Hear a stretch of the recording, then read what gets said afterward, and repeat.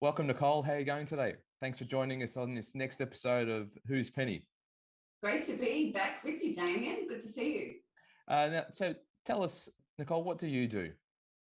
I try to do as little as possible, but when I do have to work, I run a conveyancing business. We're a team of 5.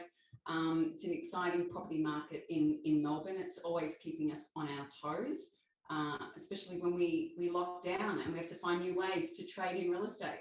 Does it pose difficult situations for you to actually navigate out of? Or you did that early in the piece and now things are almost as business as usual during lockdown periods? Yeah, it's business as usual, as in, you can still buy or sell. You just can't show. You can't have any open for inspections. Everything's got to be done virtually. So yeah, we're kind of like we're veterans at it now. This is our 6th round. So we should be bloody good at it by now. And if we're not, then we shouldn't be in business.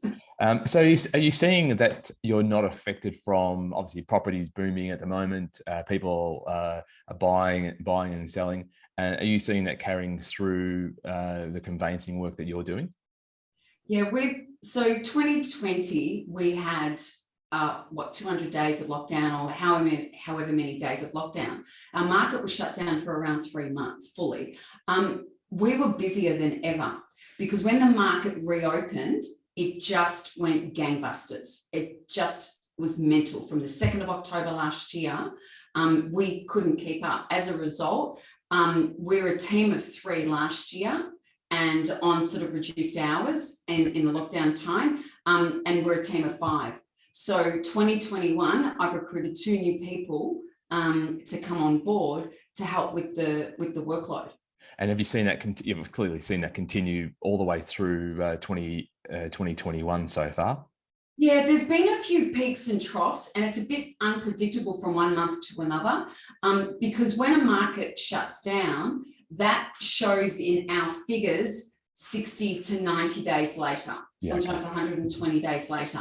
So I won't see the effects of this from a revenue point of view until September, October and November.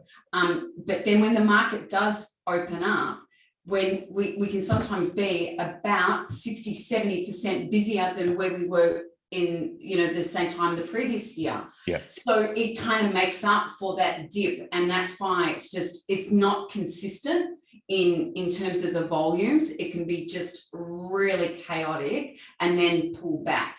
And what are you seeing as far as opportunities in the marketplace? Are they still the opportunities for you to take on and identify whether they'll work for the business or not, or they have dried up?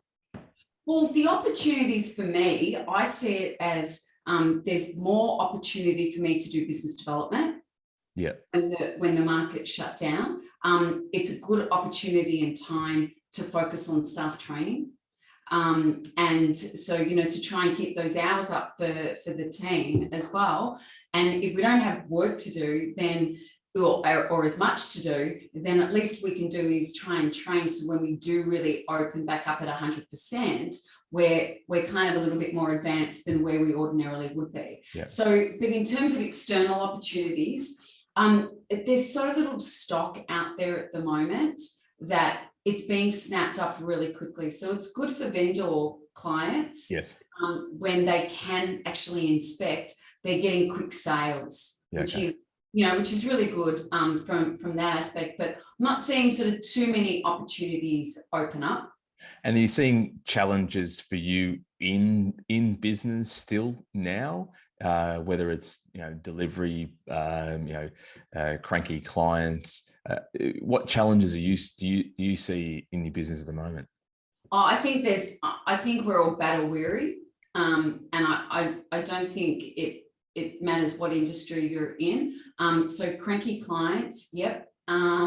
There's an influx of those, and it's hard to deliver the same output and productivity when you're working from home and you're trying to coordinate.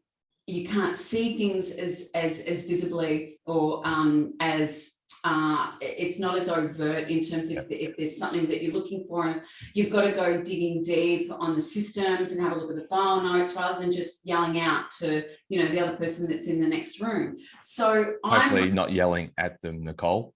No, yelling, we always yell with them. But you know, I think COVID has really brought out, I'm going to say, the worst in some people. Yeah.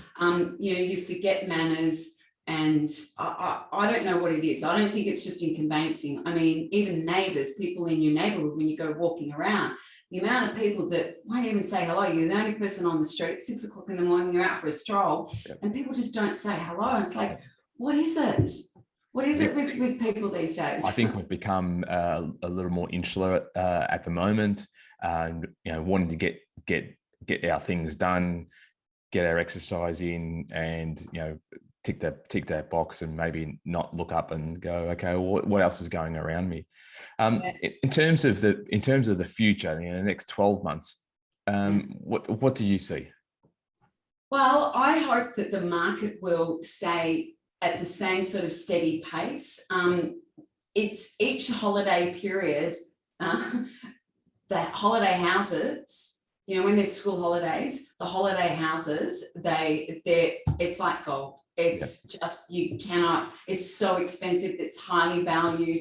People are buying, you know, $2-3 million properties just so they've got somewhere to shift their kids, you know, on school holidays and things like that. So next year, I just hope, one, our borders stay open so people can travel around, but, you know, whilst the international borders are closed, people are going to reinvest and put their money into Australia, because money is still going somewhere. Well, it's still flowing. It's just flowing internally as opposed to flowing externally. Yeah. So it's good for real estate, because people will buy more properties in terms of investments, because they're parking their money somewhere, and they're buying more from a you know, a holiday house point of view, a weekender and things like that. Yeah. Nicole, as we come to an end of our episode of Who's Penny, we'd like to finish them off with maybe a useless talent that you might have. Oh, look, I have many. So how many do you want? Just one? Just one, and your most famous one. Oh, and my most famous. Okay, so in my 20s, it would have been being able to drink copious amounts of Drambuie, which is an old man's drink, because I couldn't drink wine or anything like that. So I went straight for the 40% alcohol, and dare I say, not throw up. Go me. Very good. And what about an old trend that you'd like to come back? Well, I was thinking about this morning. So I grew up in the 80s, and there was something called bubblegum jeans. And I love them. I remember that was one of the first things that I saved for when I started working part-time, or, you know, supermarket. And I love bubblegum jeans. So I'd love there to be a resurgence of those. Fantastic. Well, Nicole, thank you very much. It's always a pleasure catching up with you and listening to how the business is traveling and your insights on business. So we shall chat very soon. Thanks, Damian. Always good to see you. Great. Thanks very much. Bye.